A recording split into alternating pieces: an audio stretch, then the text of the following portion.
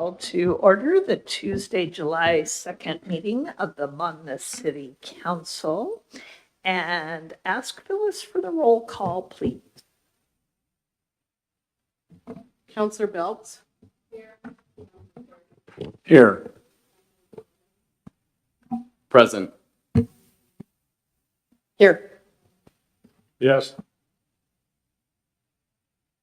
Here. I am present, and actually, before we get started this evening, there is one other item of business to take care of. Tonight is the last meeting for Christy Worster, our interim city manager. And so to Christy Worster, and it's like birth and death dates, November 15th, 2023 to July 12th, 2024. Thank you for your leadership and your dedication to public service as you navigated the city through a city manager recruitment and a hard budget season. Your experience and talent shined as you kept the city on course during these 8 months. Thanks for saving your best interim job for your last. Enjoy retirement. Mayor, City Council, please.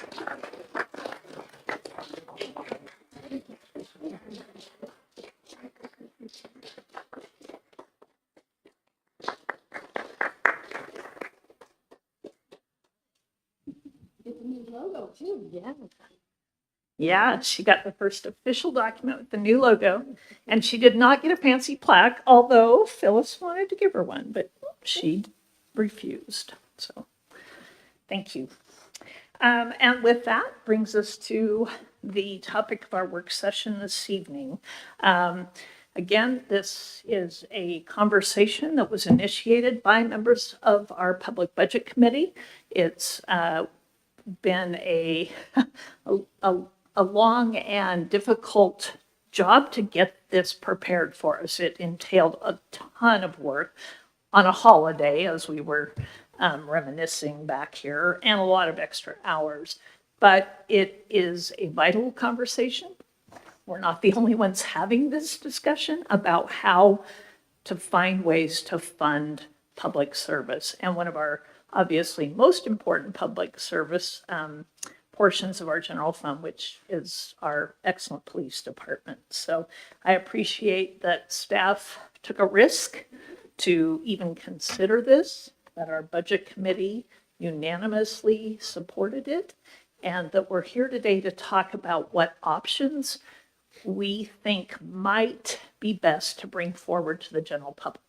So if you read your packet, we'll discuss at length. We're not here to hash out details. Let's kind of keep our role to what we think would best fit the community. And maybe if we want to narrow it down to one option or two options to take to the public at our town hall meeting, to be able to have those conversations in our community, that would be great. But we'll get some information about the mechanics, because mechanics are important, but they're not up to us, right? So with that, I will let Christy come up with another little bit of introduction.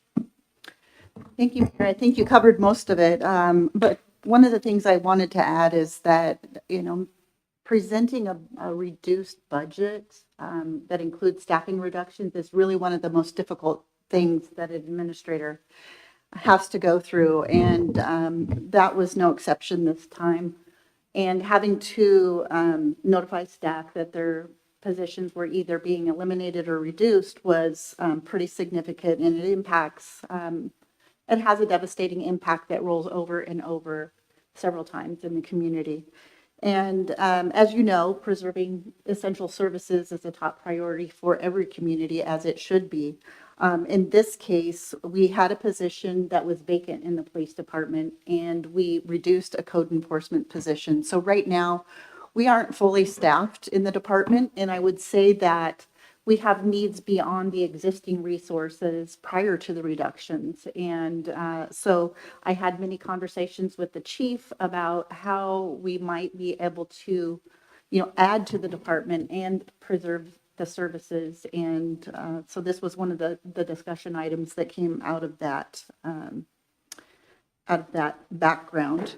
We're not asking, as the mayor said, we're not asking for a decision from all of you tonight, but we want your feedback. We want to hear from you. You represent the people that live in Monmouth, and we want to have the initial reaction and feedback from you so that when we do go to the public with the proposal, that you have given more thought. Maybe we're missing something that you think is really critical for the public to know about. And we want to make sure to include that in the presentation when we go to the town hall meeting on July 15th. So with that, I'm going to turn it over to staff for the presentation. I want to thank the chief, the lieutenant, and Susie Marston for their work in preparing this information for all of you, because there are many ways that you can present the data. And what they did was compile their best recommendation and compiled some options as we move forward in presenting this to the public for consideration. Chief? I appreciate the introduction, and thank you for all being here tonight to listen to this. And I'll just start off by saying that as much as I like being around everybody, I wish that this wasn't the conversation, that we were here under different circumstances. It's one of those things, and it's a saying that I probably overuse, but it is what it is. And I think that really the reason that we're here tonight is because we're trying to find solutions. And if there were other solutions out there, and there may be, hopefully those come to light. But kind of that you'll see outlined in here is that this is something that you're seeing really all over the state. It has become a common, unfortunately, an all too common, solution, but really there's just not the funding for general fund, but especially I think public safety and everybody's general fund is typically your largest piece of the pie. And so that's kind of what we're doing, is we're looking at that as how can we look to solve this. We feel that public safety is obviously an essential service. We need that, I think, in our community to we want people to feel safe and the well-being. We want to be responsive and proactive to deal with problems. And, as our, just kind of highlighting some of the things that are in here, as our, over the years, our population has grown, our staff has not kept pace. And you see that in certain areas of what we do. I'm very proud of the equipment we have, the training that we get, the service we provide. But over the years, I will say that the balance of service, I'll call it, has shifted, and you see that in some of the tables that we have on here to look at, but it's, it's being how we're able to get out and work traffic. I think that's important. I've talked about it before at the budget committee, but that's one of the legs, I think, of law enforcement, but is working as traffic enforcement. It's educating the public, and it's correcting sometimes those bad driving behaviors. But over the years, you've seen that as we spend more time for calls on service with a higher population, there is less time, because typically traffic enforcement is self-directed time. Our officers spend more of their time now responding to calls for service. There's a lot more technology in play than we used to use. There's a lot more time that we have to spend on those calls and preparing reports and those kind of things that take away from that. I think by being able to have a full contingent of what I would say of officers, we would have more time to do some of those things. Just to kind of, again, hit some highlights through the paragraphs, but you'll see that we're, I think, about 39% of the general fund. And the largest piece of the general fund. Kind of as I've talked about, there's over 50 cities across the state that are looking at this. And I am part of the Oregon Chiefs Association, and I'm on a listserv that actually shows that these questions are still being brought up by many other cities looking for, hey, who's doing this? How are you implementing this? So there's still a lot of people that are headed down this path if they're not already. There's a lot of people investigating this. You'll kind of see over the 20 years, I put in some numbers here that going back to 2004, and largely in part because that's the earliest that I could really find access to. But in 2004, the number you see in here is we had 8,500 600 roughly residents with 12 sworn police. And I did see something also showed that we had 8,200, I think, actually back then. But I will say that it shows that we had 1.39 officers per thousand. Fast forwarded today, and our population, at about 11,200, and we have 14 sworn. So we're kind of moving backwards. And I'm not a big, I'll say, believer in that you have to have a certain amount of officers per thousand. I think that's dependent upon, again, what your community needs and if we're able to meet those needs. What I will say is that I think that we are becoming more responsive and less able to. Our service level is starting to suffer, and I can see that as the chief and somebody who values high service. It's response times. It's, again, not just being reactive, but being proactive in how we do business, that we can get people to training and all of those things. We're starting to slowly decline. And so I guess that's what I would talk about. Really, if you go by the state and national averages, they do have metrics for those, but the state average of officers per thousand is 1.46, and the national average is 2.31. In order for us to kind of be at the state average, that would we would still have 2 more officers per thousand than we do currently now. This is kind of supported. You'll see later on as you look through this packet too, that really as we compare to other agencies on page, I guess it's page 3 of this packet, or 4, you'll kind of see where Monmouth ranks in this population and police FTE. And this is pulled, right from the census data, and you kind of see where we fit into. And really what this also illustrates is the green agencies are agencies that have already implemented public safety fees or levies. Blue are agencies that have not, and we're in the middle with red. But out of all of these agencies, we are already the smallest. And again, this is one of the reasons that we're looking for a solution, because I think without, whether it's a public safety fee or something else, without some solutions, that's not going to change. Let's see here. I think at this point, and I probably didn't go through as orderly as I wanted to, but I think getting into the methodology, I guess I'll touch on a few things before I hand it over to Susie to kind of start talking some numbers. But we did look at a lot of different options for this. And really what we came up with, we kind of got lost a handful of times because there are truly a bunch of different options. I think the most common one you see is utility counts or water meters. And I think that's because that's something that most cities can do. And so they adopted that. Whether it's the best one or not, it was just the easiest one to do sometimes. There's another that's the utility count type and trips generated. I liked this method a lot. And this was, again, so what type are you? Are you single family residence? Are you commercial business, industrial? And then also, we would look at the calls for service generated by each type of that class, I guess. And they would kind of calculate the data and say, well, we think that we respond to this class on this average. And so, therefore we think this rate is the best rate. It was very robust, and I liked the way that they did that. It just so happened that really our current system does not really support that. And there would be a lot of manpower to keep that working, both to investigate, I think, year after year, but also even just applying that to the billing. So it wasn't really a viable option. But there's also you'll see quite commonly also, so many cents or so many dollars per assessed value on houses. So there's a lot of different variables, and really what we came up with was really our methodology that we thought was the best, that captured what we were looking for, was the electric meter methodology.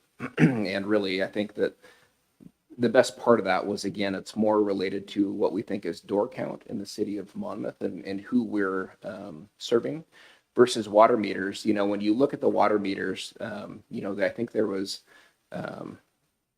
this is rough estimates, but 3,000, something water meters. And out of those 3,000, there's about 25 different classifications, and that's the water meter size that there is, and then what they serve. And so a number of those could be irrigation. You look at Western Oregon, and they will have, 25 different, water meters, but they're, a handful of them or 10 of them are for irrigation. They're for fields. Well, we're not really responding to those places, for service. And so we kind of felt that it wasn't very indicative of where we spend our time. And so, again, that's kind of how we settled on the electric meters. And I think really with that, I'll kind of turn it over to Susie here for some of the numbers on that.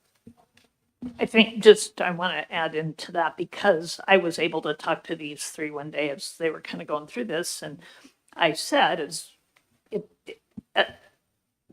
practicality, what makes sense, what fits, how does it relate to the actual service provided is important, but also critical not to cost a lot of money to implement. So that's where this thing about the water meters or water came in. If it's costs more to implement and operate and we're losing ground in the general fund, then let's not go down that path. So that was another sort of lens I really asked them to consider. Okay, thank you, Chief. So if you'll turn to page 7 of your packet, this is where we get into the numbers. The top chart demonstrates what we feel is the basic need for the police department in order to reach that state average that Chief talked about earlier. And so you'll see we've got amounts assigned to each, and I've spread it over a period of 5 years. This would be adding an officer 15 and 16, with officer 15 coming in January 2025. And then bringing back our community service officer full-time January 2025. We also included the annual, this would be projected, and I took this off of the 5-year financial forecast. The annual operating cost increase, so this would be the difference from year to year in the personnel costs and materials and service costs for each year. And then also we included costs for vehicle replacement, and that is based on a purchasing pattern of historically the city has purchased one vehicle 1 year to the next and so forth every other year. So what we did is we looked at this on a 5-year spectrum. So with this need, we came up to almost $2.5 million that we're looking to generate revenue for over the course of 5 years. So down below, we've generated 3 different options just to illustrate under these 3 how much revenue this would generate over the course of 5 years to get to the almost $2.5 million. It's $2.45 million. So the first option, again, using the electric meters in town, we have right now 4,294 electric meters. That's a combination of residential and commercial and some industrial. So the first option is just to charge a flat rate to all of those customers. And, I couldn't get it exact to the 2.452, but close to it would be $9.80 per month. And you'll see some years it will fall short of the need for the year up top, but other years it will be over. And that's because the annual operating costs fluctuate from year to year. And a large part of that is the PERS rates for employees. They go up every odd year. And so these, of course, are projected numbers. And we've projected that those costs in those 2 years will go up 15%. So because of that fluctuation, that's why we're looking at the 5-year total. What do we need to do to get to that 5-year total? Because if we go year to year, the rates would be going up and down just to try to keep up with the cost. So anyway, so that is a flat rate to everybody, $9.80. And that does not include an increase each year to the rate. Option two, yeah. Is that number of meters flat each year, or are you figuring in Oh, adding thank you. some meters each year? Yeah, thank you for that question. So this is, we've made a few assumptions which are listed at the bottom. So in this estimate, I've included 1% growth each year for residential. Yeah. So option two is also a flat rate, but this includes a 1% annual increase to that rate. So essentially, it's the same as option one, but what this allows is starting at a lower rate per month and gradually building up. So you'll see down below, we'd start with $9.60, and then it goes up about 10 cents each year. And by doing that, that generates $2.45 million. Option three is breaking it down by account class, and this does not include an annual rate increase. It does include a 1% growth rate for residential, just like up above. I didn't include growth for commercial and the general purpose classifications. And so we'd start out with a rate of $9.55 for residential, with the idea of charging more for commercial and some of the industrial customers that we have. I will note there's no real science between the rates and the classification. You know, the general purpose is basically twice the amount of residential, and small commercial is somewhere in the middle. And so I just played with the numbers until, well, mainly for residential to keep the rates consistent with what we have in option 1 and 2, and then just manipulated the rates to see what it would take to get to the $2.45 million.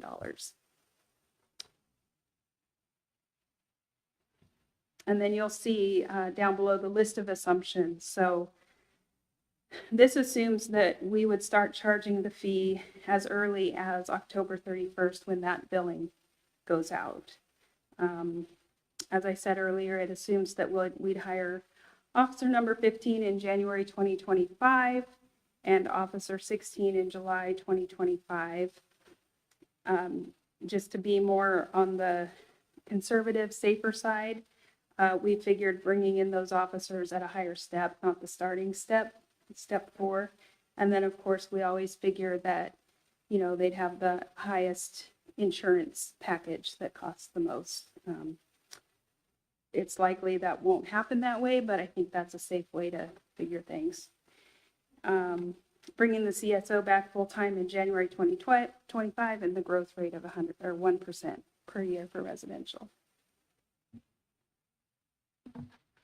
So I kind of want to break the discussion up into two parts and maybe take the second one first. But the first part is, what other information do we need to gather, generate, or display to the community that either we heard at budget time that we thought was really a driver or really made the case for this?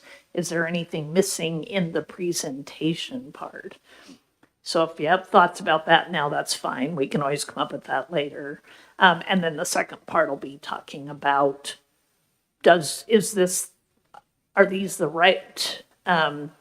right goal for money to raise? And then talk a little bit about equity, fairness, and sort of how we want to attack the potential progressions, what we think would be best. Councillor Oberst. You have something, John? Okay, well, that's fine. Those are just two pieces I kind of want to think through, right? What information do we need to add to, change, or emphasize as we make the case and then the actual fee. I think that one of the things that we need to make absolutely crystal clear is how we got here. And that's missing from this presentation. We don't have any information presented here about what's happened to the overall general fund budget in the last year, 5 years, whatever. What drove the sudden appearance of the cliff that we ran into this year? Why is that thing happening? What did we have to do to the budget that was originally envisioned for this year to get it balanced? We need to have that as part for our town hall. We need to have that be the starting point. And then the acknowledgement that these guys are up to their ears in it, with no relief in sight unless we do something. And that this is one proposal of what we might do. And here, explain the up to their ears and then why we might go this way. Are there other solutions? Well, yeah, close the library except for Tuesday. There are other possible outcomes, but I don't think that they're probably less desirable than $10 a month, frankly. So, no. Okay, yeah, that's a good thought. Counselor Lippin. Sorry about that. Yeah, I think that looking at components that may be valuable to add is an additional focus on, how police contribute to the sense of community and quality of life here. And when I engage with our officers, when I speak with our community members, like that is evident through and through. And I don't have any great ideas on how to display that in numbers, but absent numbers, I think we can still tell that story a little bit better, and really lean on that level of benefit.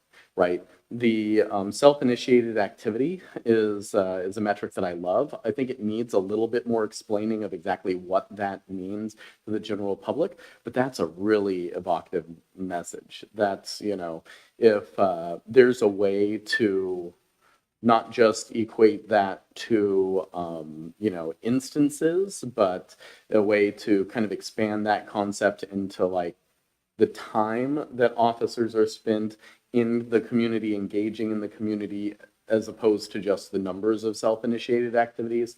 That might take some complex math, but I think that is an area that we could really tell the story here better. And I think that, we need to win hearts and minds, right? We need to tell the story of how we got here, because one thing that people, will ask is, gosh, where did we mess up? Right. And I don't think it's a place that we messed up. I think it's a situation that, the many cities are being given.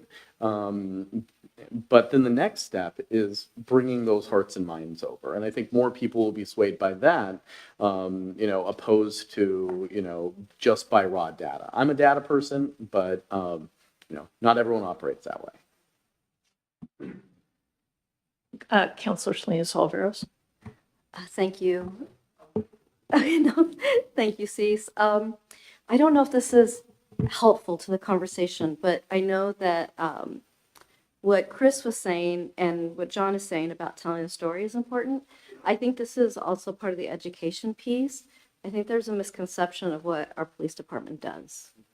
And there's not a clear picture of, no, they don't just throw people in jail.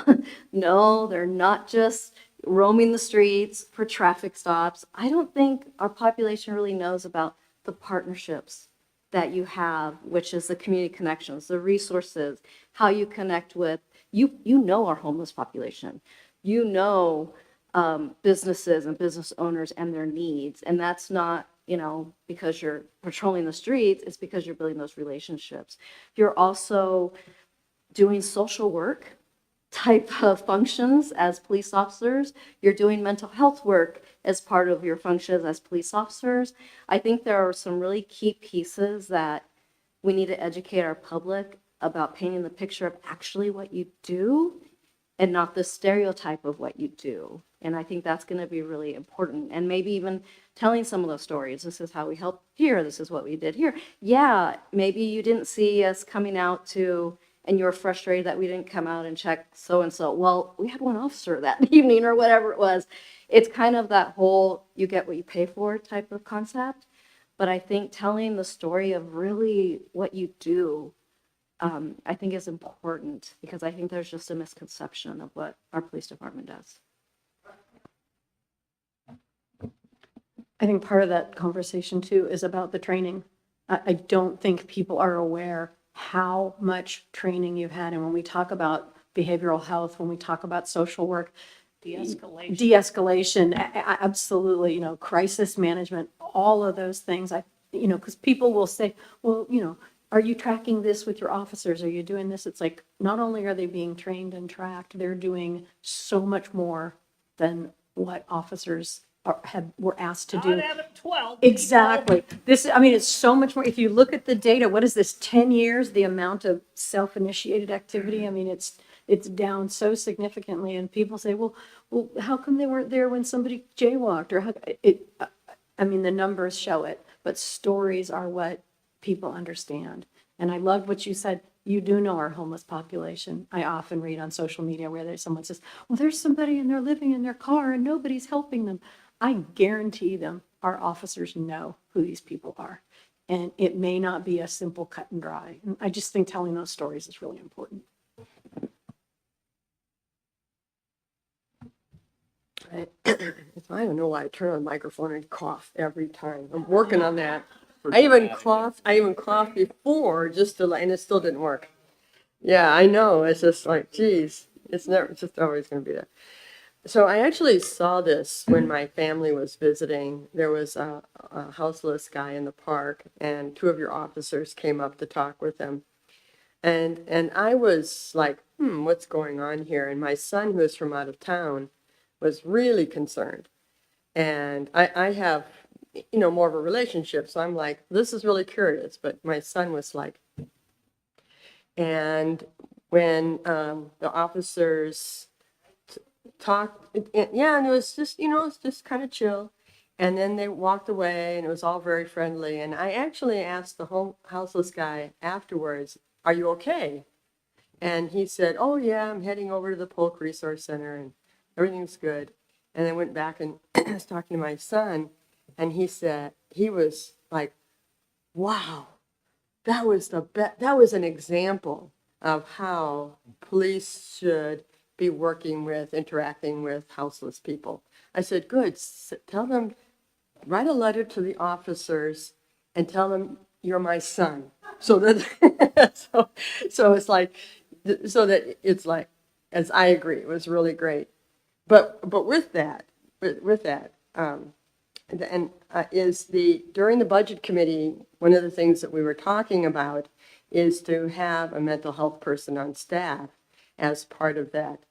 And so, and I don't think you can hire one person and have them work a 24/7 shift. However, I think having a mental health person on staff would be a really great resource person for continued training, consulting, because I think we're starting from a really good place as what I observed in the park with this really great interaction.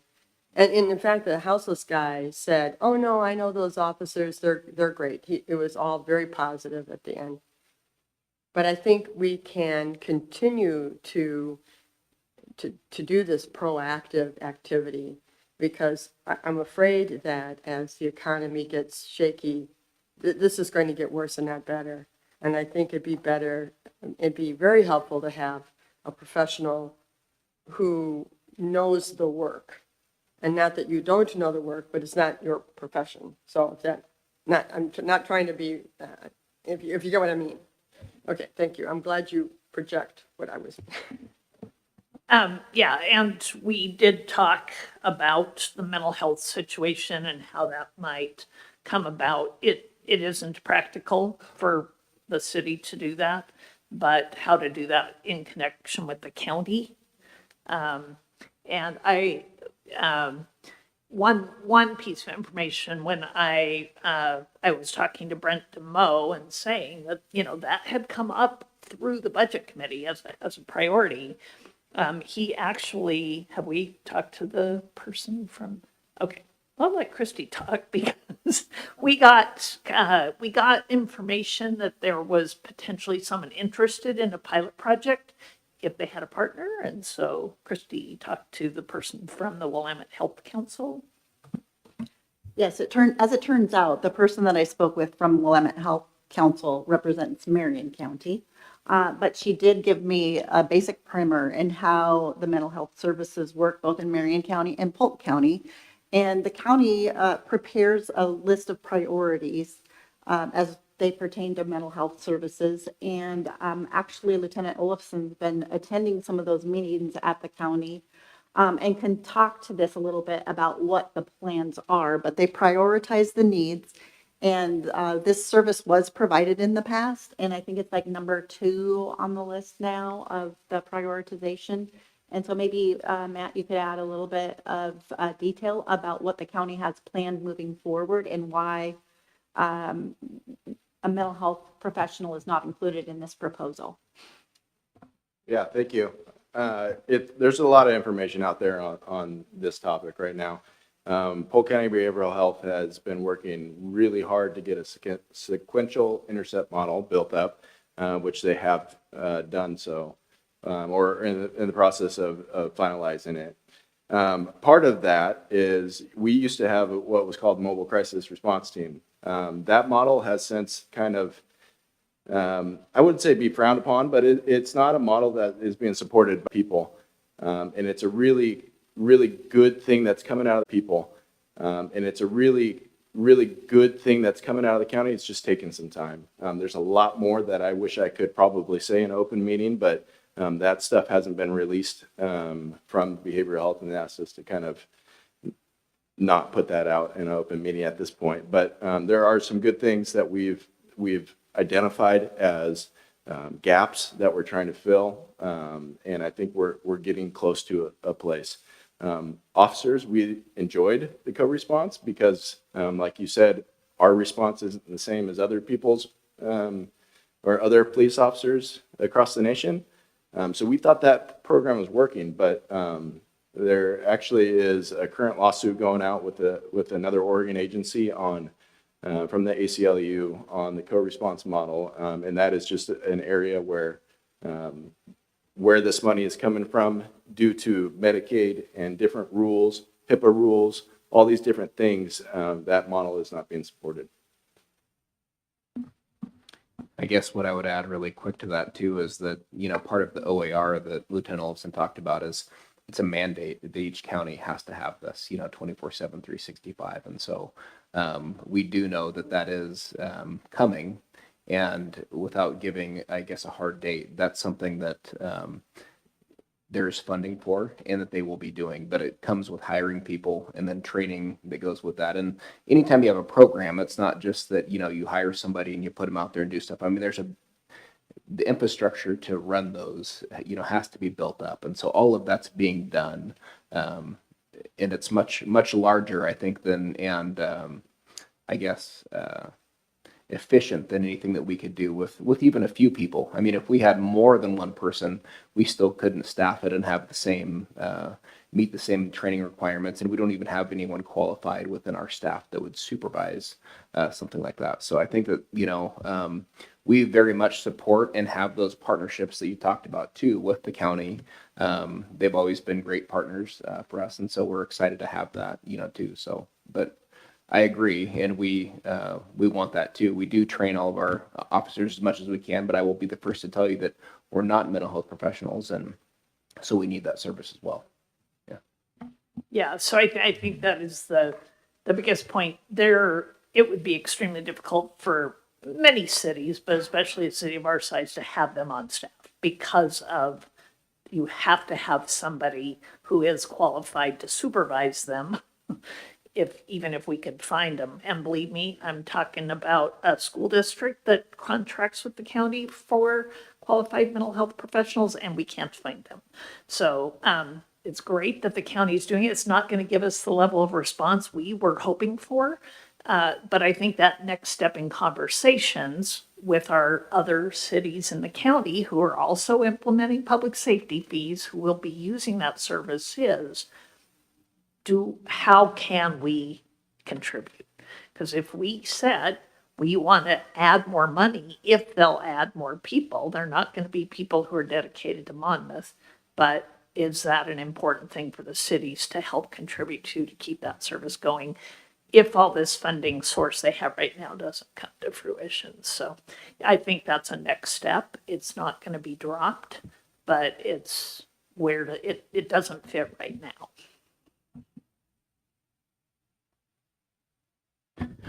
Just adding a couple brief pieces of information that I'm sure many of you have, but I want to state for the record. QMHPs can supervise themselves in terms of in a clinical situation, so they don't need a supervisor. However, the issue is finding them, and it's this is closely aligned with the work that I do on a daily basis, and we have trouble finding QMHPs as well. And so where you get into is finding a mechanism when you're working with public funds that justifies paying someone well over an average market rate to be able to attract someone. And I don't mean 5 or 10% over. I mean like 30% over an average market rate to be able to attract someone. And that becomes very difficult to do and to justify when we're, operating within our fiduciary duty and you look at ComSets and what they're being paid elsewhere. It's just that enough professionals don't exist on the market. And so it's really fascinating and troubling economic situation that we find ourselves in. And just when Chris says that the QMHPs, these are people with master's degrees. So there are QMHAs who have a bachelor's degree, and they do have to be supervised, but there aren't any of those either.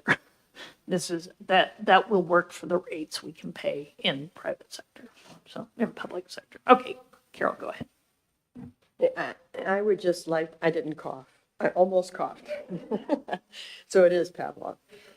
So it's, I also just wanted to qualify, and I didn't finish my last comment quite appropriately. I can't be a counselor. I'm an educator, and there's lines I can't cross, and I'm not professional and cannot do that work. So it wasn't a negation on what you're doing. I think you're doing great work. It's just that this is somebody who's well-trained, and that, lots of us can't do that work. I'm concerned with the county, though, because I think one of the conversations a couple of years ago was that they had this mental health care person who could come out on a call, but their response time was so miserable because there were so many calls and not enough people. Is the new system going to be taking care of that, or is it like that's still under study, or are we going to be in the same situation as before? I mean, essentially, it's like not having anybody if you don't have enough. Yeah, and I don't know that I can probably say numbers, nor do I feel confident. I feel like I've heard that there will be an increased amount of QMH, Ps. And there would be, teams. With the MCRT model, I think is there 2 or 4 teams? I believe there was 2 teams running, but as soon as QMHP was out or the officer was out, they struggled in filling those spots. And so that's why a lot of times those were handled by officers.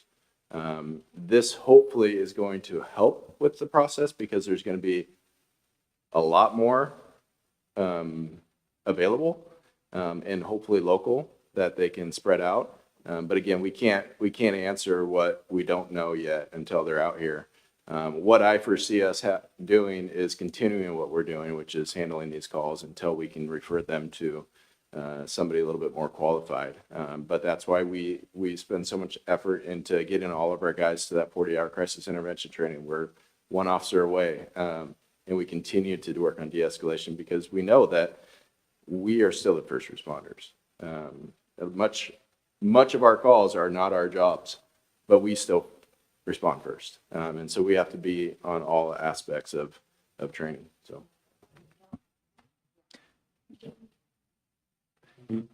Carol, I want to support your notion of having mental health professionals on staff. That said, I'm not sure that we have the budget right now with the crisis we're in on officers per thousand population that we can set aside money for that from this project that we're talking about tonight. A long-term goal, absolutely. And I want to try to wrap it back around to the story we've got to tell at the town hall in just a few weeks. And Chris, I really appreciate your comment about those self-initiated stops, because the vast majority of people in this community, when they think about what the police do, they haven't had to call up an officer to their house in 20 years, maybe ever. And what they feel every day is the guy who blows down their street with tuned exhaust blaring at 2 a.m., waking everybody up. Like the guy in Seattle, Holy mackerel. I don't know if y'all read that story. It's amazing. And it's the self-initiated stops that they recognize is the thing that makes the quality of life. And if you put up before them, guess what? We don't stop people for speeding as much as we used to because we can't. We're so busy doing all the other stuff. What other stuff? Well, and that's where you tell that part of the story. But I think it's really a worthwhile piece to say the self-initiated stops have had to go down, and it's the thing that you all see the most. The thing that you feel the most day to day, and we can't do it anymore without bringing in some more help. So just putting in a follow on with Christopher, I think that's an important piece of the story. John, Carrie. I think the mental health professional discussion is a good one, but we're going to be waiting a long time before we have enough of those mental health professionals that are going to be able to staff all the places that are needed. I mean, every homeless discussion comes up, every mass shooting that comes up, there's always a need for a mental health counsel. I mean, everybody is after these. And you don't just say, well, we need them and we got money and we're going to hire them, because they're not there. They will be, but they're not there. So, right, and there's pinch points along the way. I think what we need to be able to do with this, to your point, Madam Mayor, what else needs to be here? I think absolutely telling the story so people have a better understanding, but also being able to answer the recalcitrants that have got, well, God, it's going to cost me another $10 a month. Geez, is that all you guys do? And you should be able to do that. And you say, well, look at the statistics that we've got here. Well, we need to look at those statistics because they aren't necessarily compelling.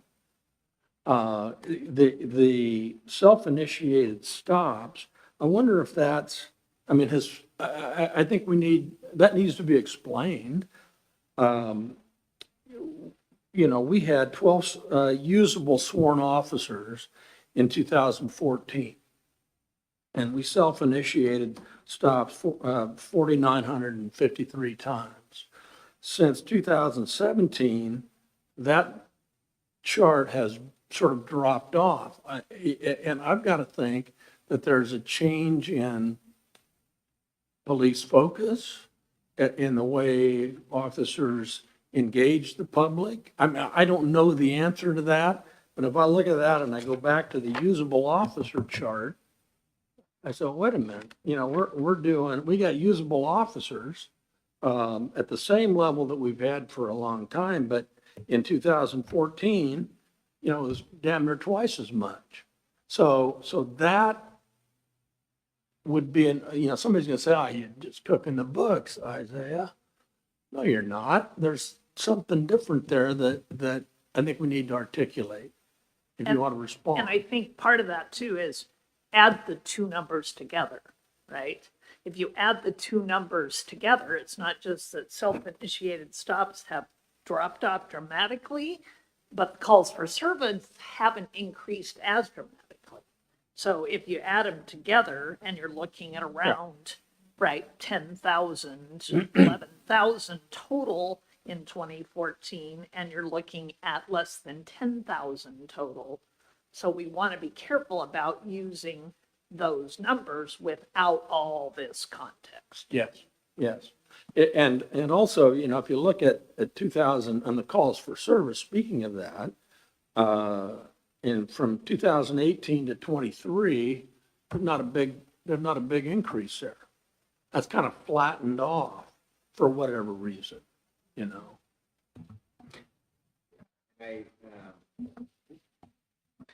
You're exactly right. And I'll be the first to tell you that I think, regardless of what your numbers are, I think that you can always, cook the books, or you can make them seem, sometimes what you want them to be. And I'll just say that this was really done in an effort to try to illustrate that. It is very, I think, complex, probably the real reasons. And I think some of those are even just the officer maturity level, how long they've been on. A lot of times you train a new officer and really they're not at their, I don't want to say peak, but they're not comfortable. They're not as efficient on calls, or they don't have all that time until sometimes several years into their job. It's a whole variety of things, but I mean, you talk about COVID, you talk about, George Floyd, the murder of George Floyd. It really did affect, I think, how our officers are interacting with the public, what the community expectation is.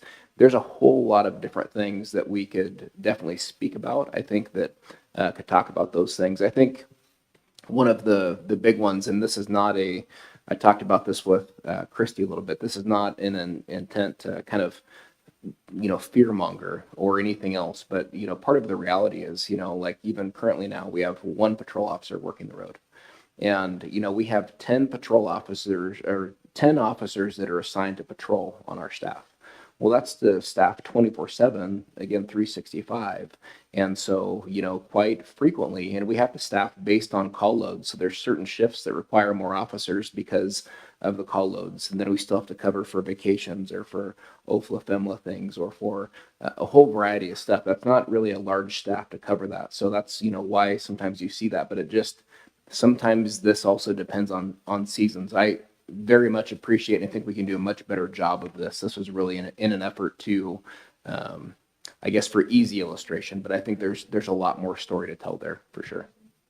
I think another thing as we look at that, we gave up a patrol officer for a sergeant this last year in the budgeting process.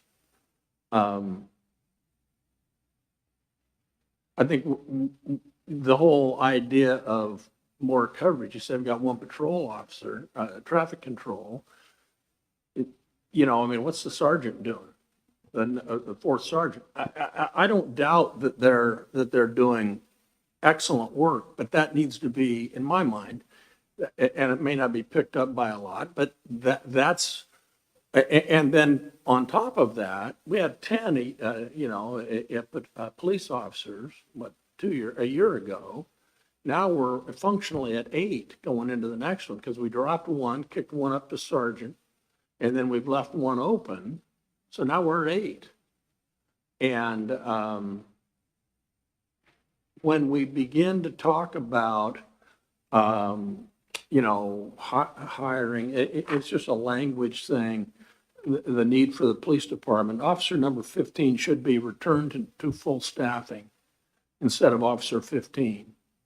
In my opinion, that should be the language. The same would be true with the CSO officer, return to full-time as in 24. 24. So it's not like it's new, because you look at that and you say, holy cow, they want 2.5 positions, or maybe even 3. No, you don't. We're just trying to get back to where we were. And then we recognize we've got a need for one more. And so that's why we're doing it. And I won't go much longer in this go around, but I think one of the things we'll need to be able to articulate is how will adding another FTE improve what we do, what you all, the collective we. Why is that important? It's not to get to some statistical average. There's a real deal there. And we need to really, in my mind, make that point Is it going to be in overtime savings? Is it going to be in job satisfaction for the officers that are there, so they're not, overtime all the time? Is it a health and wellness thing? But how will that new officer, 16th officer, why will that improve what we have? Because if you look at the usable officer chart, a lot of that has to do with people leaving. And who knows why they leave, but they may leave because they got to work overtime all the time, or because they, there's all those kind of things. If we could, one more could help that, then that's better for our officers. It's better for continuity. It's better for, all sorts of things. So I'm going to call on Chris, but I want to clarify because that brought up a question for me. Is the position we are not filling 14 or 15? So we have 14, 15 will be the one we had this year, well, part of this year, but didn't fill. Okay, so there is only one full ad.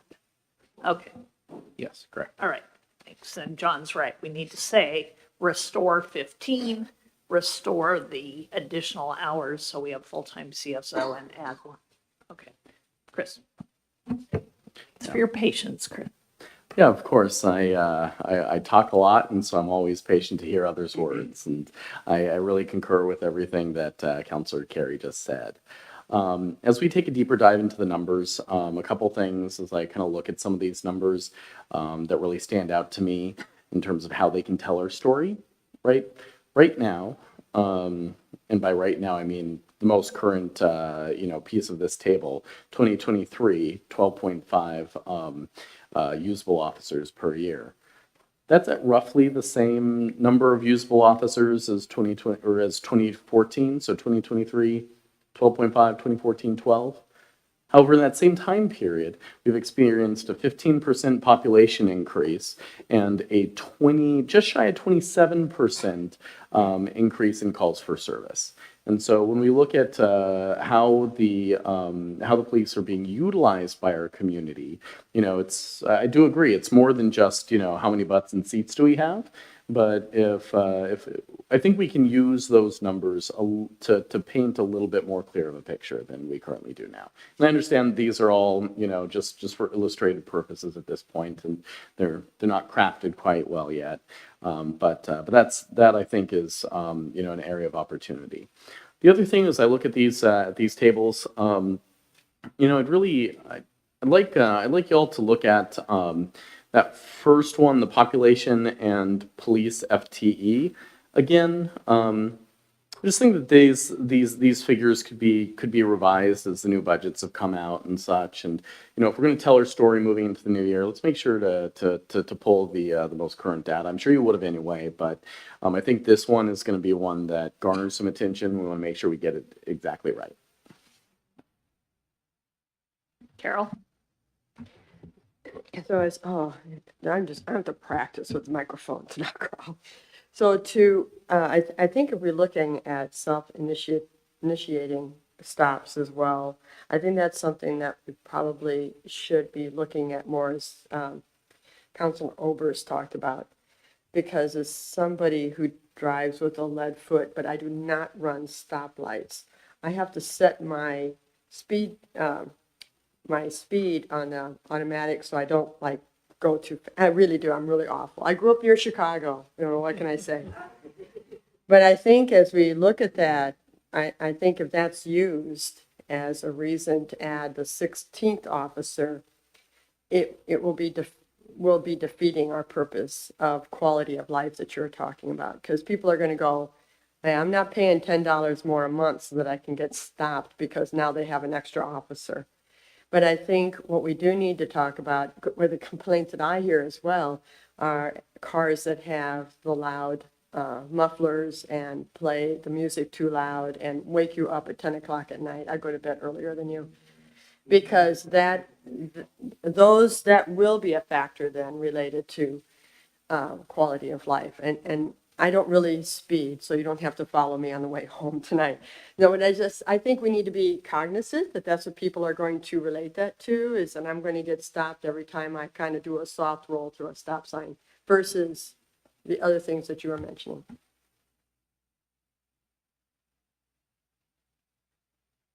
Thank you, Cease. I have ridden with Carol. That's all I will say with that. None of us. It would be really embarrassing to be pulled over in a moment. But just trying to remember, kind of bringing this in together, reminding everybody what you actually do. When you said that there's one person on patrol, that is scary to me.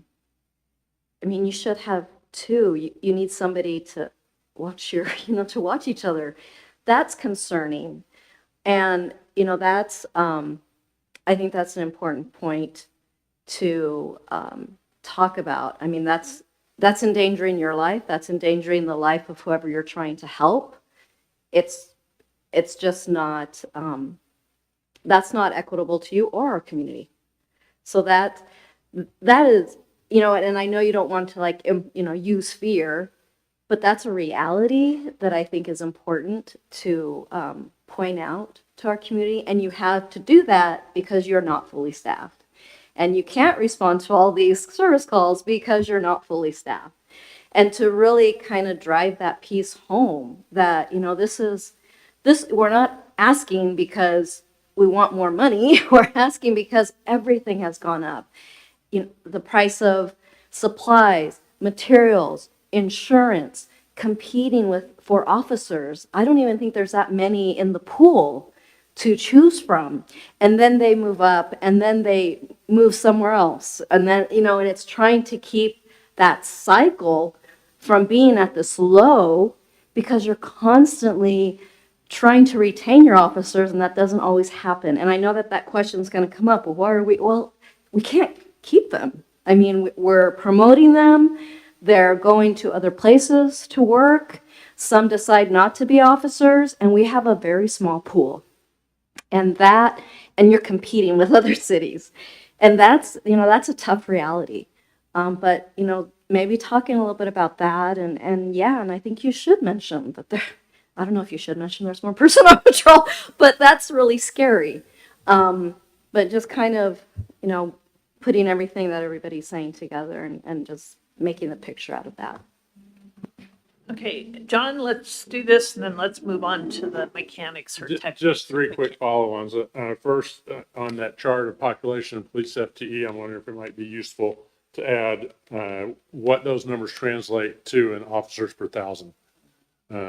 Really spell it out. It looks, I can look at that chart and get a feel for it, but Lincoln City, holy mackerel, 25 officers, and they got fewer people than we do. Of course, they got crazy tourists that don't know what they're doing, but that's a separate issue. The second piece, I got to wondering, has the nature of your calls for service changed between 2014 and now? And if so, I think that's a piece of the story too. We're seeing a whole lot more calls that involve and fewer or the same number or whatever, but just really lay out a picture of the kinds of stuff you're dealing with. And if it's different than it used to be right out there with that. And then here's what you're really going to love. There's one officer on and they stop somebody. It needs to go to the Polk County Jail. Do the math. How many officers are on now? Okay. And that has happened, and it is not a good situation. So, and I'm done. Thanks. All right. That give you Sabra, spin that story, baby. All right. That takes us to the back page. So, first of all, just if you, a couple of things about assumptions before we get into maybe questions about what the different methodologies might mean. So, for example, we talked about we have more sergeants, right? So if we add officers, do we need more sergeants to supervise them? Or does this just mean now the sergeants aren't on freaking patrol?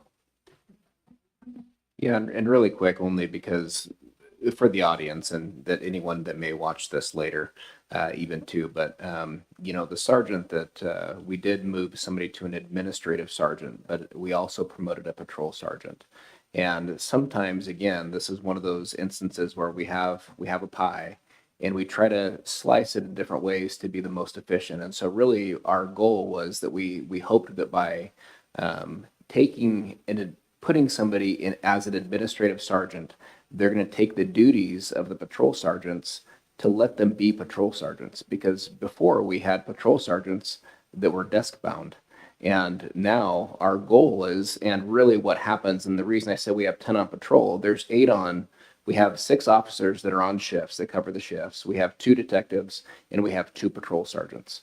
That's what gives us 10. But the patrol sergeants are on patrol. They have been essentially stripped of duties, but it's also important to have supervisors in the field especially when you have a young staff. And so again, this wasn't an effort to actually gain or people on the road, I'll say, or positions on the road, and to have adequate supervision on the road. And so I just wanted to throw that out there that it wasn't. We can do a better job explaining that. So. And my other question about assumptions, so we talk about our normal acquisition of vehicles and equipment. Do we need an extra vehicle for getting an extra officer, and is that included or no? Yeah, this is with the same assumptions, but I don't feel that at this point we would need to add an extra vehicle to do that. I don't. But we'll need extra other equipment that is factored in, Susie, or, because I see operating cost increase, but that only is the salaries and stuff. Does that include an extra body camera, extra? Yeah. Yeah, so those projections do include the equipment associated with at least adding or restoring Officer 15. Yeah. And then, but does that, the 220 that's indicated there for 25, 26, does that include all department increased operation or just specific to this? I thought it was all. It's for the whole department. Right, Yeah. that's what I thought. Yeah. Now, and check that because,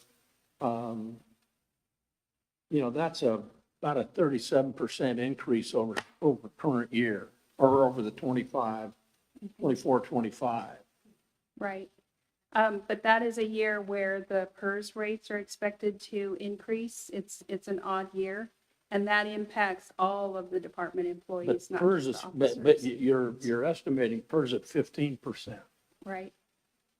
And that, that's, I'm just saying, check that because that didn't resonate with me as I looked at last year's budget or current year budget. Okay. And how we, again, 37%. And I wonder why we're including in that top chart vehicle replacement costs. That's already in place. And what I thought when I saw that, and I'm devious mind, I know, but, let's make sure that if we're going to do this fee, that it is for what we say it's for, and we're not going to, those are dollars that we have in our long-term CIP, they're a year off, one budget cycle off, but those are the numbers that are already in place for our CIP. So if that's going to, and it does contribute to the 2.5 million we're looking for, we'd want to think about that. I'm not opposed to going for 2.5 million, but I just don't know that we want to include existing purchases that we have planned. Now, maybe increases in that, but I don't know that we'd want to sort of move it to, fund it in a different way. I think if I could add to that conversation, so we did not include the purchase of the police vehicle for this fiscal year due to budget challenges. And if you look at our forecast rolling forward, that could continue on a annual basis for the next few years. And so that is one of the reasons why the chief and I discussed it, and we really felt that the vehicle replacement was a critical component to being successful in the work that they do every day and ensuring that they were able to rotate those vehicles on a regular basis. That's why we put it in there, because we weren't able to fund one for this fiscal year. And I think when I'm thinking about that, and this gets into the different options, but I think the way you deal with that, particularly with the operating costs, when you're saying these are the operating costs for the full department, and they're going to bump up in the odd numbered years more significantly than they do in the other years because of PERS. That's why I think just because of that, it makes more sense to have a fee that is that gradually increases, because then it's easier to show, to say, we're going to get a bunch of money in year one, and then we're going to under collect in 2, 3, 4, 5, so we can come out to this set number in year 5. That's hard to explain to people.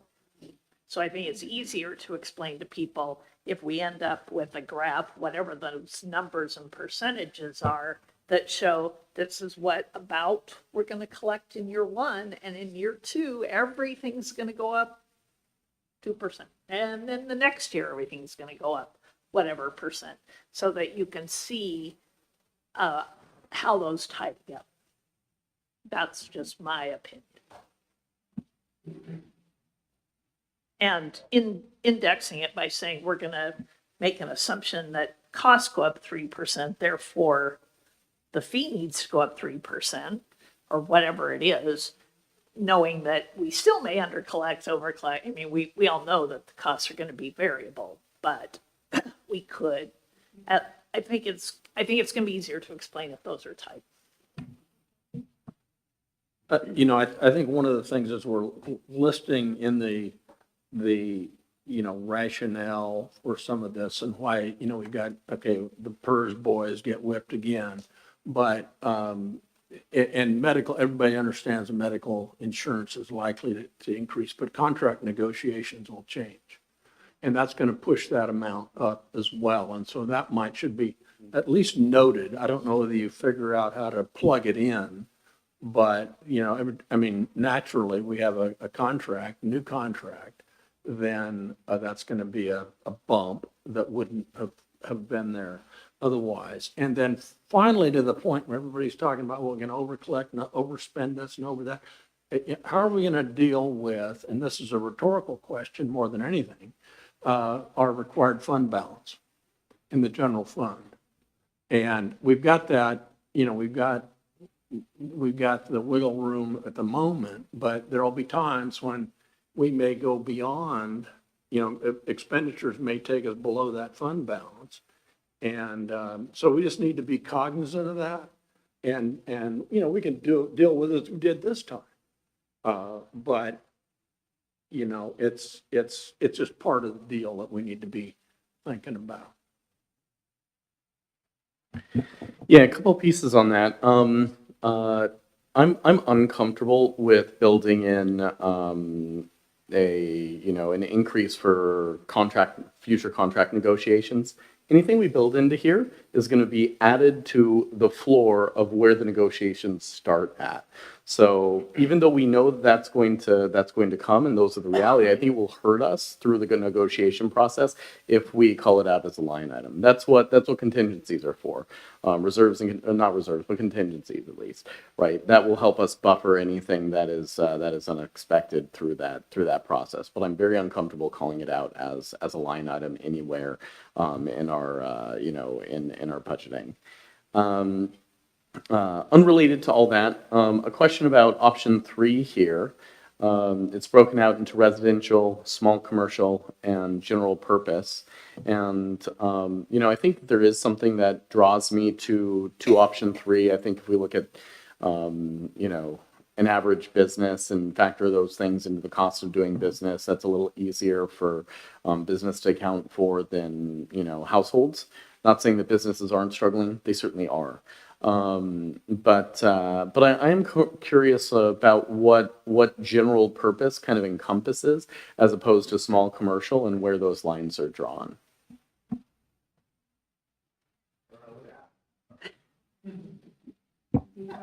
Well, I wonder, and I see Wade Carey's hand up, and he's probably the best person to answer anyways. Wade, the floor is yours. Can you hear me? Hello? Yes, we can hear you. Okay. Okay, so general purpose is a larger commercial or industrial site. So it would tend to have demand costs, things like that. So our rate schedule doesn't delineate against small commercial and general purpose, but they are definitely two different types of customers. And I expect when we do our rate analysis, we will have a break in our rate schedules to have one for larger commercial and industrial, one for smaller commercial, And if that makes sense. yeah, so where would Western Oregon University fall? Western Oregon University would fall in general purpose, but they're a little different in that they're a primary meter customer, so they already receive a break on their electric usage. And I suspect our rate study analysis will come up with a special rate for that specific customer as well. We'll have maybe more discussion about the different options, but Carol, you had a question. Maybe that was about the cost stuff we need to go. Yeah, so if I'm looking at basic need for the police department, that top spreadsheet, the projected annual operating increases is what we are projecting the police department budget will increase over the next few years, correct? It's not the extra 2 officers, it's just all this general increase. So I think maybe somebody's already said this and I'm just jet lagged, but I'm wondering if this is also something to talk with people about, because if these projected increases are just borne by the general budget, then that means we're going to lose additional services that means if we don't take care of the police department extra expenses, we are going to lose the library. We could lose parts of the senior center. And so I think that is something that is also really important for people to realize, is that these costs are going to be here and something's going to give. Yeah, and that's why I think it's a little bit hard to show, here's the incremental cost of the staffing to increase, because we're making the case we need increased staffing. So here's the incremental cost of the additional staffing, but we're also tacking on all of the costs for the whole rest of the department, and we're factoring that into how much money we need to raise. So that is kind of hard. I mean, is our goal to fund police operations, period, through this fee? So all of the rest of the pressure is off the rest of the general fund? Or are we just trying to raise the money for this additional staffing and the costs associated with them and not with the rest of the department, because the rest of the department has to be part of the general fund? I mean, I think because that's a little hard to explain, mixing metaphors, right? We're saying, here's the cost of this, but now we're also going to have you pay for all of their other increased costs so that the general fund can pick up, not put these at risk, right? So that's why, and again, I think the vehicle replacement is part of that. We're putting their capital costs in here, taking that pressure out of the general fund, and we can choose to do that, but we got to be sure to explain. So this kind of wraps back around where we started with things for the presentation, that the projected annual operating cost increase needs to be spelled out a little bit more as to exactly, when I say projected personnel and materials and services costs, what do you mean? What does that entail? And just a brief listing of that, I think would be helpful. And yeah, see, I agree. Is it that we need to fund all the operations with this fee so we can restore some of what we had to cut out of the general fund, or not? I would lean towards that's a reasonable step to take, especially given that this is not, a huge part of each year's ask, basically. It's part of it, but we Yeah, also talked about quality of life, and maybe some of those other services from the general fund are part of that too. Yeah. So is it by funding all of the operating costs of the police department with a fee, does that give us enough to restore the other cuts we made in the general fund? Or some of them, so that they're sustainable? We're not gonna add everything back and have it all fall apart again, but maybe that's another piece of trade-off, right, that we can talk about? I think that we, in my opinion, we ought to lump this, or we ought to put this into a public service fee as we've begun. And I think that ought to include what we have budgeted, roughly 39% of the general fund. We don't need to codify that, but generally, we need to fund out of the general fund as we know it, and then augmented by this sort of a fee, so we can have a fully funded police department.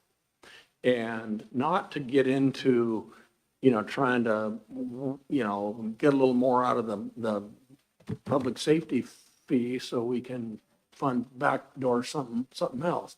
I don't think that's a good idea. I think we just need to be real clear about what it is we're doing, and we're gonna do that, and here's why. Sort of, and I don't think it's too premature here, but I sort of like option 2, except I don't think 1% is enough. 1%, we're behind the minute you put it in place. I mean, and if it's 3%, the 3% uptick in our property taxes is we're not gonna get more than that, and not enough housing starts to make up the difference. So I would feel more comfortable, and if we wanted to put that at, CPI, I'd probably prefer to put it at 3% annual. And I would also like to put a sunset on that, so it's revisited in 5 years. So she's laid out a 5-year plan here. We're going to revisit that thing because there might be a lot of different things, and we're going to stick with what we've got for 5 years. And we're not going to say, oh, God, we missed on that one, so we're going to bump it 8% this time. I mean, I just going to have to live with it. And then revisit and recalculate, and maybe somebody has fixed the problem by then. Oberst has finally got people convinced that we're going to. Anyway, that's not a motion because we're not looking for motions, but that's where I would be. Option number 2 with a 3% increase.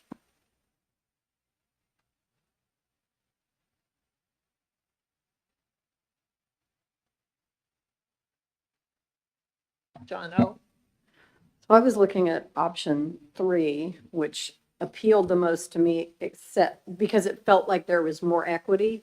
The automatic assumption someone will say is, well, somebody in a house that's 38,000 square feet or 3,800 square feet is going to have to pay the exact same thing as some poor little, homeowner or poor little renter that's only got 700 square feet.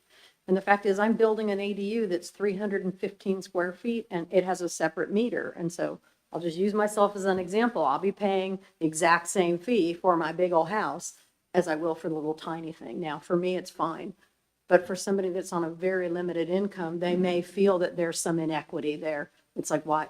Just a point, So at least I like the third option being that it seems like a bigger facility is going to be paying a little bit more. However, I would love it if there was something that was, 700 square feet or smaller, paid less, but 0.5 million. Yeah, but do you have someone who needs a lot of service living in the 1,200 square foot house and the, 5,000 square foot house? They're only there half the year so that's the problem. I mean, there isn't going to be a way to make it equitable based on that because this really is about service. So, but I'll tell you one of my ideas that I like about this, and it works in number 2. So Western Oregon, and Wade mentioned that they are 2 primary meters. I mean, they kind of run their own system. But what we understand is that the residence halls have multiple meters. So basically, when we have calls for service or why we need to have officers to staff students, it's students who live on campus, we want to have a way to account for that, right? This city has talked in the Polk County Fire, we've talked for years about, payment in lieu, about all of these things that we're providing these services and getting no property tax income. But what is a fair way? What is a way to make them pay a fair share? If they have 2 primary meters and you have their account class and their one general purpose account, then you're getting one fee, $20 a month from Western.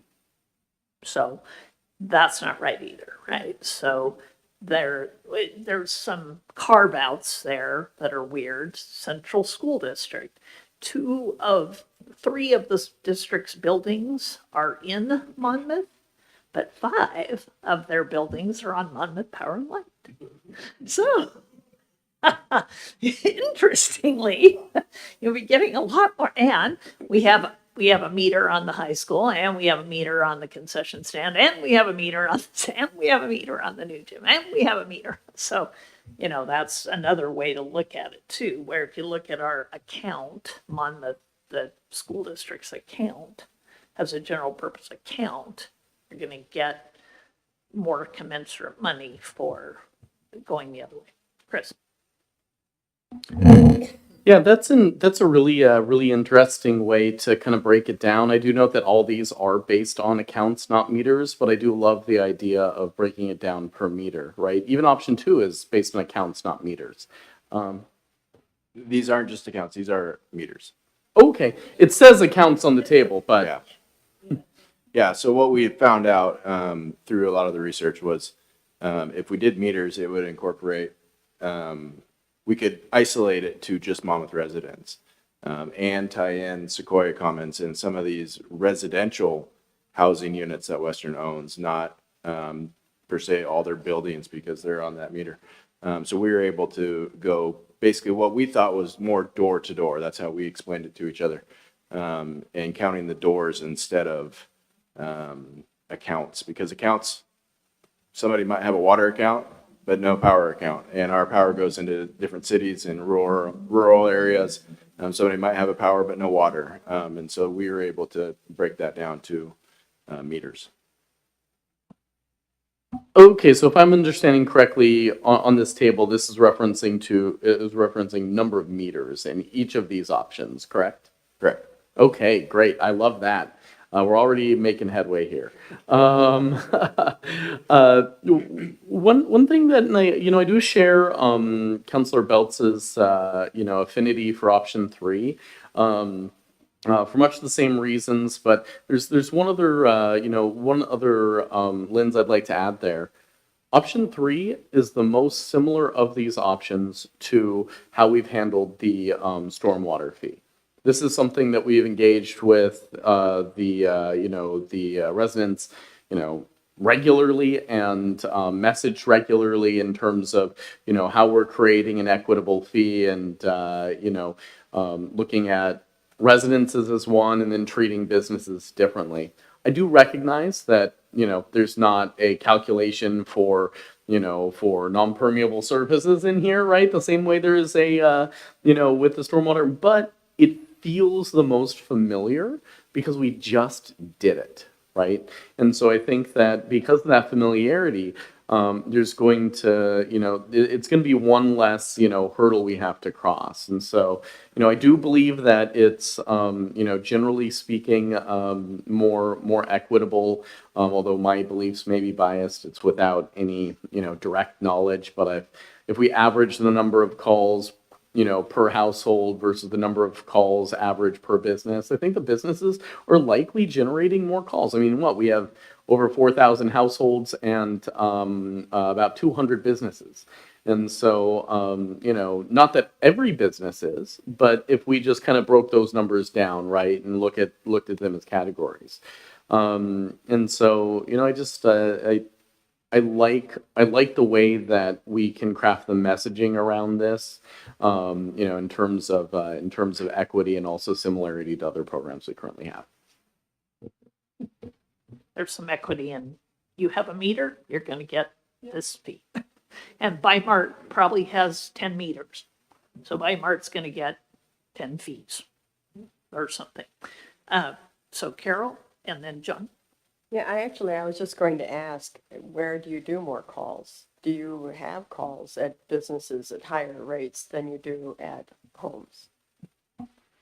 Yeah, I think it depends, but take for example, retail, or take somewhere a newer retail place around the S curves. But we may respond, to multiple thefts, from the store there, and it's not that the business is doing anything, but they are still generating a high, call volume because we've got to respond there and investigate those crimes. And so I think that it's accurate to say typically, some of these, commercial and or general purpose, do have a higher call load than our single family or multifamily residents. Not always. You'll still have sometimes the what's the word I'm looking for? Yes, you'll have your frequent flyers, but I think that that's accurate.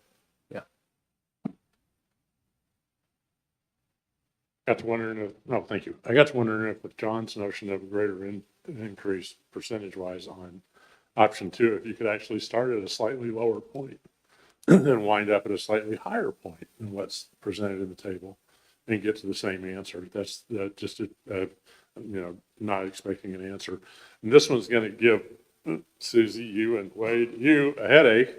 But if you want to talk about equity for small properties versus large properties, a large property is probably going to consume a lot more electricity than a small one. And if there was any way, and I don't know that I am actually advocating for this, I'm just asking the question, but any way to say the first X number of kilowatt hours pays this much fee, and the next chunk pays, and the next chunk pays, is that just going to make the computer throw up? Okay, fair. Susie, can you talk about what you talked to Cassell about? Yeah, so one of the important things as we were laying these options out is to make sure that it's compatible with Cassell, the financial software that we use. So the way we've got it laid out here, any one of these options, we can definitely roll out with Cassell very easy. It turns out that they have helped a number of cities establish or set up these fees in their system. So kind of the way it works is you set up a new fee to charge in the system, and then it is tied. Like if you decide to go with option 3, it says, okay, charge this fee to residential customer, charge this fee to small commercial, and so forth. So it would be very fairly easy to set up and run in Cassell. But the idea of The kilowatt, the usage. Oh, wait, hand go up here. Okay, Wade, the floor is yours.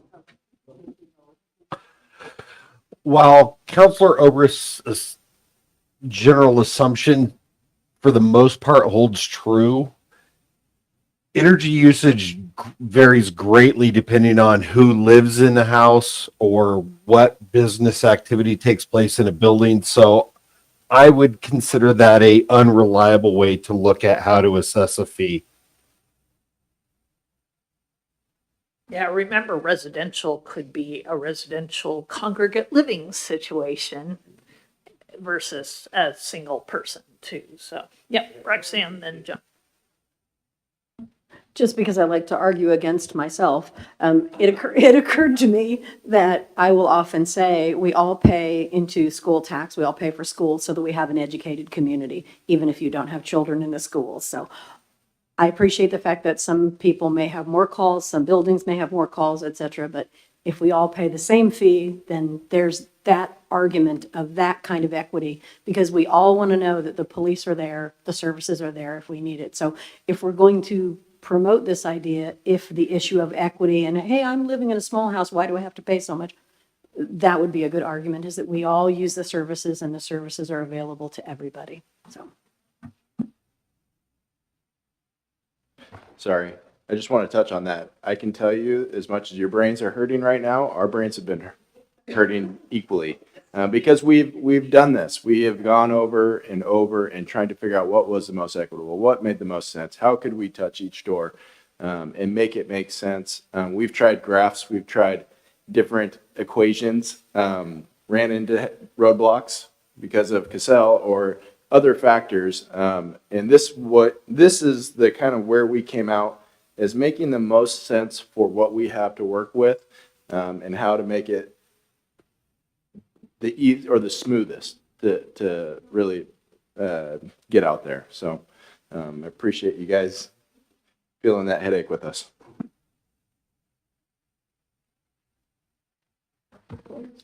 About shared pain. Yeah. You know, to Roxanne's point, I think I'm not.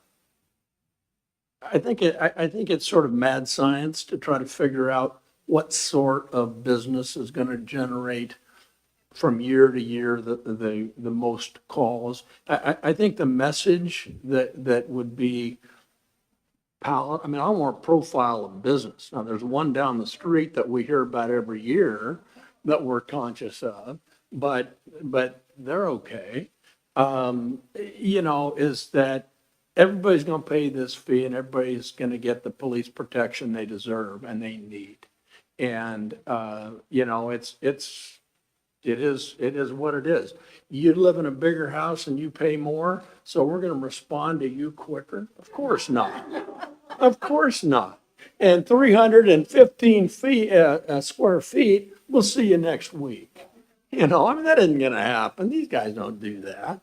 And that isn't what we'd want to do. I think we want to say this is, you know, for our community to be what it is. We want to have an effective and pliable and flexible police force. And this is, in the state of Oregon at this point in time, this is how we need to do it.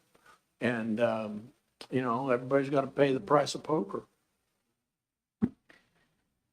Counselor Oberst, then I want to do a summary of what I'm hearing. This one's been bounced around the back of my head, and that is a blend of 2 and 3. Basically the structure of 3 with an increase built in, annual increase built in, and wondered if that made any sense.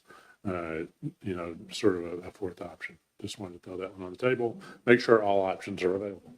So I would say, unless I hear differently, we don't want to present an option that does not have a built-in increase.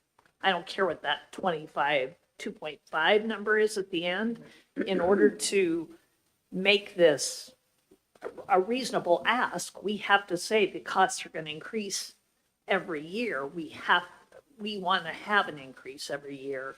I think we, for years on this council, Russ has heard us say this 100 times, don't underestimate and then have to have a giant ad in 5 years. That's just not, that's not okay. So I think our philosophy in general would be start lower, but average some increase to 3 to whatever it is to anything we implement, instead of pretending that we're going to pick a rate that randomly will cover our costs for 5 years.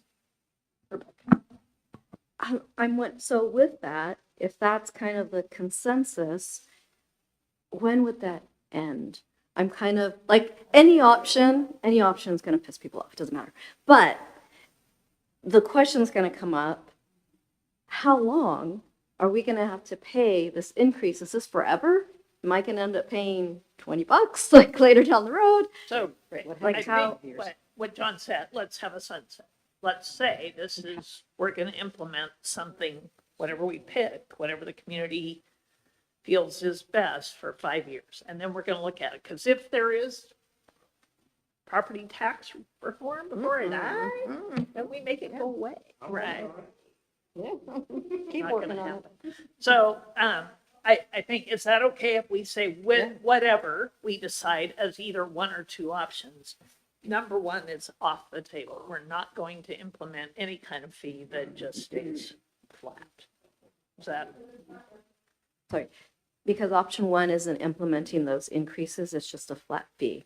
Am I correct on that? So, okay. okay, Chris? Yeah, Madam Mayor, thank you. The data also supports that, right? Aside from looking at inflation, if you look at the divergence between the increase in calls for service versus the increase in population, calls for service has increased in a higher rate than our population has increased. And so there's multiple data points that really support that approach. So the next question then becomes, do we want them to do further refinement of two options? Of the account class-based versus the flat fee? Or do we want to tell them, go forth, work the flat fee, and then the question will just be, how much will the community support in a flat fee?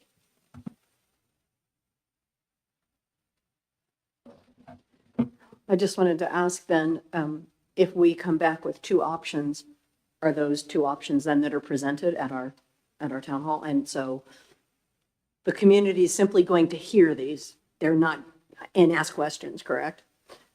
I always feel like people prefer being given at least two options. Even if they don't feel like they actually get to say which one they want to choose, it always feels better to feel like, oh, they've thought this A or B. So I would say two. Yeah, I concur with that. And I love, Councilor Oberst's concept of, reworking option 3 to include that increase. I know we kind of covered that already. I just want to make sure that was clear. That was the other option we were looking at. So at our town hall, you're going to present the story, the data, and the two options. And then we're going to take feedback from who comes to the town hall. Are we going to take any other feedback? Or, because I'm thinking we probably need to move this if we want to start, in October. And then we make a decision depending on the feedback. Is that? So this was my opinion only. My opinion is we have a directive from our Citizen Budget Committee to do something and do it quickly. We have consensus among ourselves to do something and do it quickly. If we get a bunch of consensus at a town hall and we know the people who will be there, and if we get consensus from those folks that this makes sense, do it now, I don't know how much other work we need to do going out to make the case. If two people show up at town hall and they're divided 50-50, we might have to do a lot more work. There's, the selling the case and educating on the case are two different things.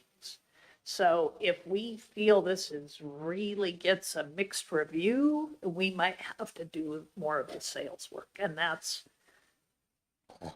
a variety of things, right? The only other thing I might actually schedule, because Susie and I kind of promised we would, is coffee chat at the senior center, right? We talked about doing things like that to really invite a group of people into during the day who would just like to sit around and talk about things the city needs or is doing.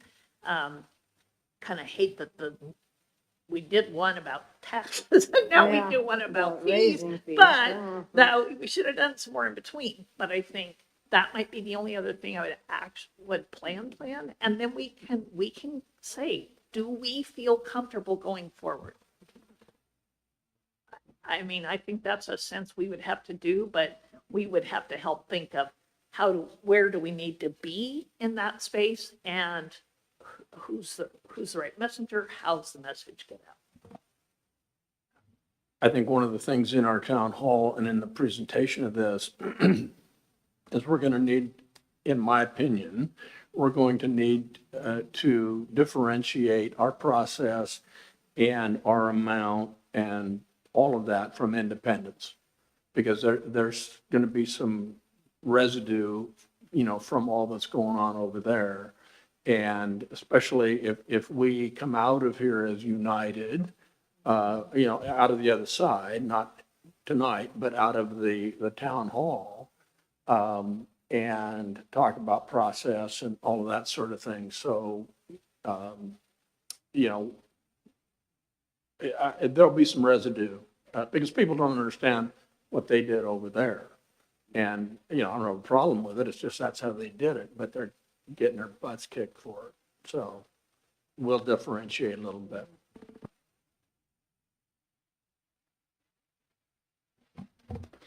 I would just say thank you. I think all this is good discussion, and I think I said it before, but if I didn't, I'll say it again.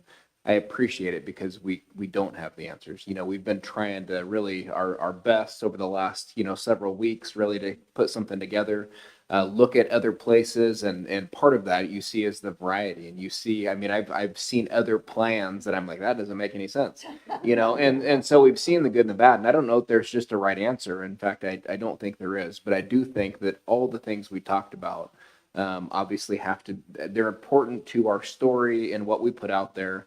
And to be transparent. That's the biggest part of that, is that we want to I think be transparent and show the need, and that we've done our research, so that it's successful. Because I do think, and some of you may know this, but it's been over 20 years ago, but there actually was a general services fee that the city had for a very short period of time. And I think it was for many things, the library and police, and there was, like I said, it was general services, but I don't know the work that went into that. I know it was short-lived because I think there was a lot of pushback, so, but had we implemented something like that, probably 20, some years ago, and we had that, we may be in a different place even today. So, but thank you for all the comments. It's Yes, helpful. but Russ had to get his stormwater feet first.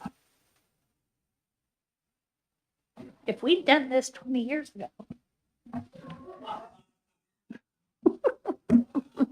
I just wanted to say, I think it's a very good point to remind the general public that you have done research, you have looked at all these other organizations, because what happens. People, they have one idea and they come and think, oh, well, this is the best idea ever. Why don't you do this? Because somehow none of us have ever thought of anything. So just to remind you that it would be really good to remind folks that this has been vetted. This is something Budget Committee talked about. This is something we've been talking about for a long time. You've done all your research, and here's what you've come up with. So. And we're not just doing it because they got away with it over there. and Exactly, therefore, because they did that it in was- Indy. Hey, man, keep it up. It came from our absolutely. budget. And our budget committee better be there at that town hall if we can get an email out to them and remind them, because But it's indicative of the problems all cities and municipalities are having, period. Everybody, we're not doing it because everyone's doing it, but we're doing it because we need to. and I, Property tax. yeah, and I think if I'm to do an introduction, that would be part of my role, right? To explain to everybody where this came from, why this is a critical thing to do, because one of our most important services, one of our most expensive services is we aren't keeping up with it, and it's at the detriment of all the other services in order to even provide the bare minimum we're currently providing. So to get great people to do great work.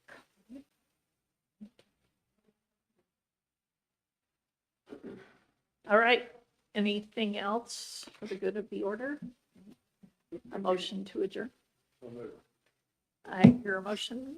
We are adjourned.